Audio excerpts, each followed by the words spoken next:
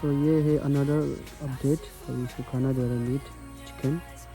और अभी इसका घाव इंजुर कहाँ पे वो पता चल गया। ये पूरा फीडर विंग्स में यहाँ पे बहुत बड़ा घाव है इधर अंदर में।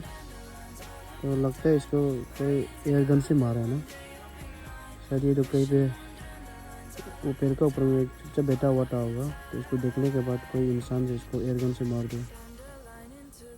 जस्ट इमेजिन करो कितना क्रूअल है ना हम लोग इंसान लोग। एक छोटा सा मीट के लिए एक जीता जागता एक लिविंग बीइंग को ऐसे मार के छोड़ देता है। तो इसका वजह से ये गाँव का वजह से अभी नहीं उड़ पा रहा है। इधर गाँव ना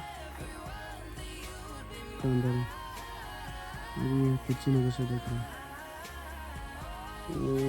इधर अंदर में है ना गाँव से।